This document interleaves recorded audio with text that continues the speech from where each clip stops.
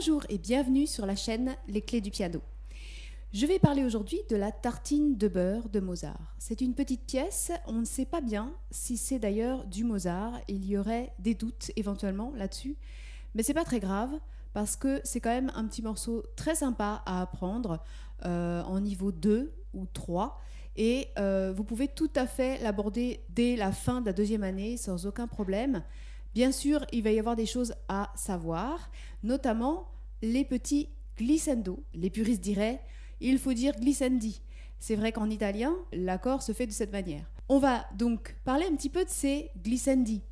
Et on va aborder la légèreté. La légèreté au piano, c'est une chose parfois qui est un peu difficile à apprendre dans les tout débuts. Et justement, ce petit morceau peut permettre de toucher un petit peu ça. Le fait d'aborder le piano de manière légère, comme ça, voilà. Alors, on peut le faire plus tard dans des hauts niveaux avec les doigts, de face et avec les doigts qui se suivent. Voilà, quelque chose de très léger et de très rapide. Mais pour le moment, bien sûr, en niveau 2, c'est difficile. Donc, on va pouvoir aborder ça dès ce petit morceau, mais avec une manière bien particulière. Donc, si vous vous amusez sur votre clavier, par exemple, en mettant la pédale, pour que, bien sûr, le clavier soit un petit peu plus léger, vous appuyez la pédale et vous faites comme ceci, voyez ?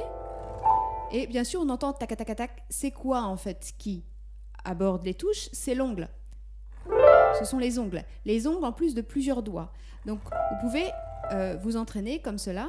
Alors là, même si vous êtes en première année, même à mettre votre main à peu près à 45 degrés comme cela et à glisser le long du clavier pour faire des sons. Voilà, donc ça c'est ce qu'on appelle des glissendi. Si on veut le faire dans l'autre sens, on va le faire avec le pouce, comme ça sur le côté. Donc même chose pour la main gauche, éventuellement on peut s'amuser. Et dans l'autre sens, de la main gauche aussi. Voilà. Alors bien sûr, ce qu'il y a, c'est que ça, c'est pas très précis. C'est-à-dire qu'on va partir de n'importe où, arriver n'importe où. Et dans ce petit morceau, on a besoin de partir d'une note bien précise et d'arriver à une note bien précise. C'est ça le problème. Donc ce que je vous conseille, c'est de faire, dans un premier temps, sans ces glissandi.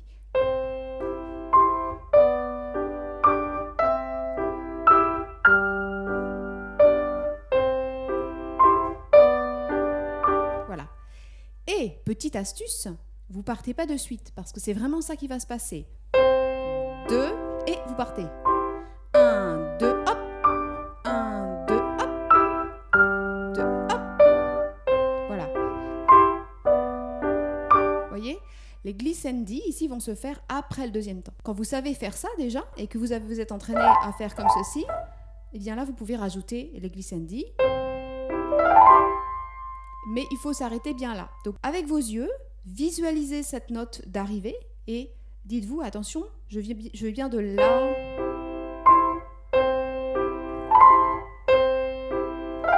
Au début, vous n'êtes pas obligé d'appuyer trop fort, mais juste vous glissez le long et après, vous allez mettre un petit peu plus de poids. C'est-à-dire que vous appuyez un petit peu plus. Donc, au début, pas de poids du tout. Et vous appuyez un petit peu plus. Voilà. Donc, une fois que vous savez à peu près le faire, il va falloir que ce glissando parle.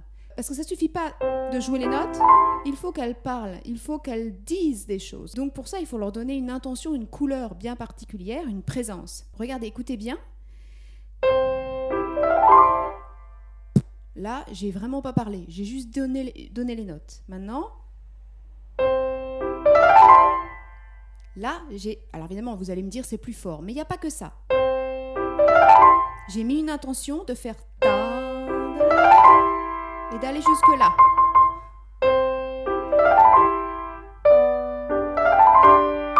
Donc je peux même m'appuyer un petit peu plus fort que les autres. Vous voyez, c'est-à-dire vraiment arriver sur celle-là en lui mettant un petit peu plus de poids pour qu'on l'entende bien.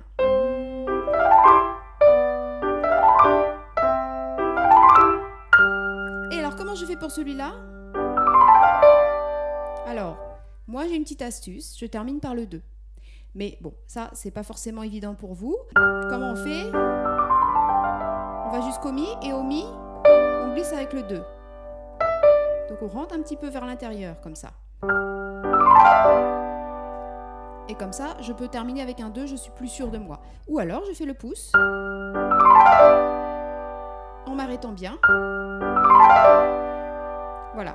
Et là, c'est pareil, hein. Je suis sur l'ongle, je suis sur le côté.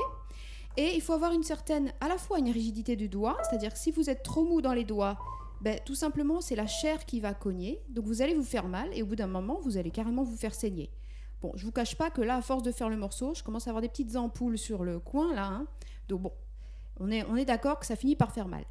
Mais voilà, il faut quand même le plus possible le faire sur l'ongle. Donc, ça suppose que le doigt résiste à la poussée de la touche quand même, la résistance plutôt de la touche, voyez.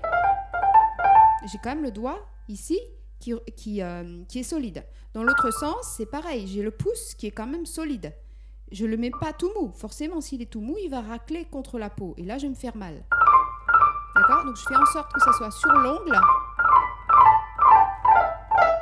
et avoir une certaine souplesse. Si je suis par contre trop dur, là, je vais carrément bloquer. C'est-à-dire, je vais arriver là et je vais empêcher le glissando.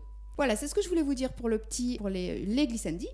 Et je voulais vous parler aussi de l'ensemble de cette petite pièce. C'est comme une petite farce, une petite blague. Il y a beaucoup d'improvisation là-dedans, hein, même si c'est tout écrit. N'hésitez pas à vous amuser. Donc, par exemple, on peut faire... Au lieu de faire ça, comme c'est écrit...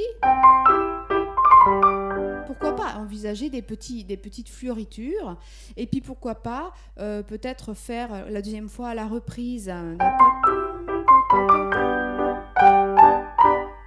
Pourquoi pas vous arrêter là. Je sais que c'est marqué d'aller à la basse, mais bon, on est libre. Mozart va pas venir vous chercher par la peau du dos en vous disant c'est pas ça que j'ai écrit. Non, vous pouvez tout à fait ici avoir un esprit un peu improvisateur et vous amuser avec ce morceau-là. Les accords sont très simples, hein, c'est les accords de do et les accords de sol, majeur pour les deux.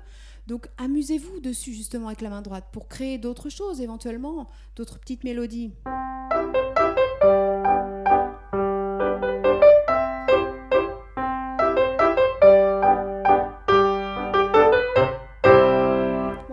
Bon, ça peut être tout ce que vous voulez. Profitez-en pour vous amuser dans ce petit morceau.